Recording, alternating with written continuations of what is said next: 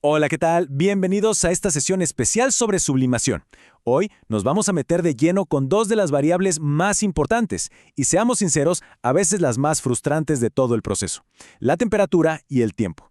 Así que olvídense de adivinar porque hoy vamos a desglosar cómo conseguir resultados perfectos una y otra vez.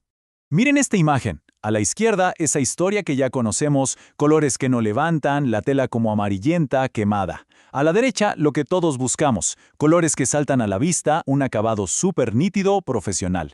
Bueno, el camino entre un resultado y otro no es cuestión de suerte, es pura ciencia, y hoy la vamos a entender.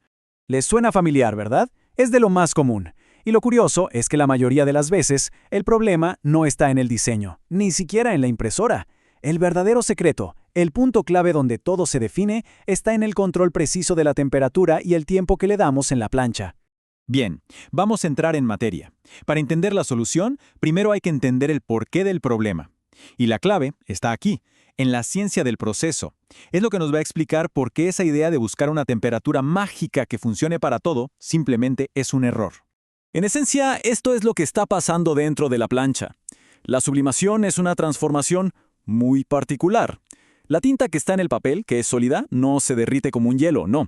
Pasa directamente a estado gaseoso por el calor y la presión. Y es ese gas el que se mete entre las fibras del poliéster y listo, se vuelve parte de la tela. Si lo vemos en 3 pasos, es súper simple.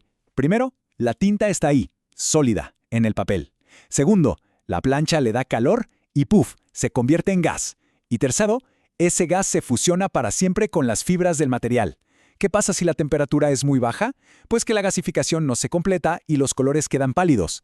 Y si es muy alta, quemamos todo. El equilibrio, créanme, lo es todo. Y ahora, sí, vamos a lo que nos trajo aquí. Les voy a compartir la tabla que es mi Biblia en el taller. Ojo, estos no son números que saqué de internet. Son el resultado de muchísimas pruebas, errores y ajustes. Es sin duda el mejor punto de partida que van a encontrar para empezar a tener consistencia. Aquí la tienen. A ver, vamos a analizarla un poco. Lo más importante es entender que cada material es un universo diferente. Una camiseta que es 100% poliéster no tiene nada que ver con una que es mitad y mitad. Fíjense en la diferencia de tiempo para una taza. Hablamos de minutos, no segundos. Eso es porque la cerámica tarda en calentarse. Y una placa de aluminio, por ejemplo, necesita presión alta. Tomen esta tabla como eso, como su base para experimentar. Muy bien, ahora vamos a ir un poco más allá de los números. Hablemos de esos detalles, de esos trucos aprendidos a base de hacer y deshacer, que son los que al final marcan la verdadera diferencia en la calidad de cada producto. Empecemos con las camisetas de mezcla de algodón y poliéster. A ver, el error número 1 es pensar que más presión significa mejor color. Falso, es un error clásico. Lo único que se logra con demasiada presión es aplastar las fibras de algodón, arruinando por completo la textura y el tacto de la prenda. Con una presión media es más que suficiente. Pasemos a las tazas. Yo sé, ver esos 240 segundos, o sea, 4 minutos, en el cronómetro puede dar un poco de miedo, pero es absolutamente necesario. La cerámica es gruesa y tarda en calentarse de forma pareja.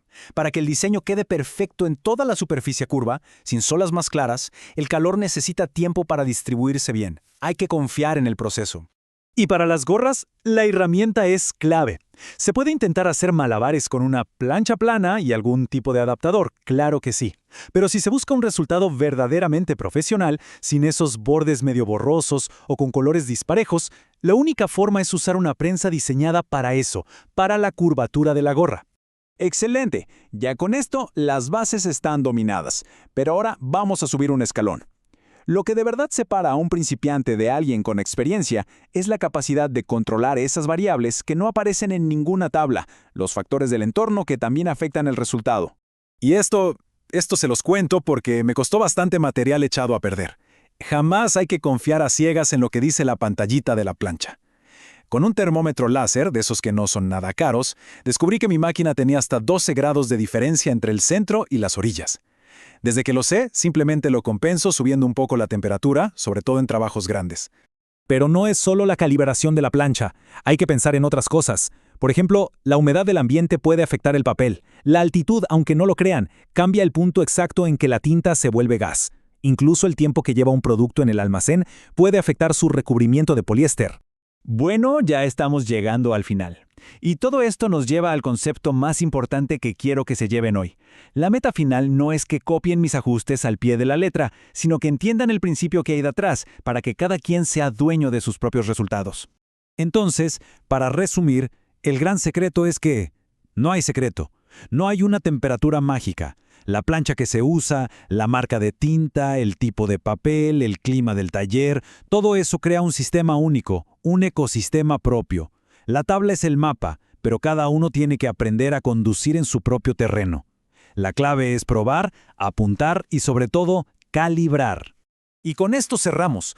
La pregunta importante no es qué temperatura uso, sino más bien cuál es ese ajuste clave que necesita calibración en mi propio taller para dar el salto de la frustración a la perfección. Cuando encuentren la respuesta a esa pregunta, ahí es donde empieza la verdadera maestría en el mundo de la sublimación.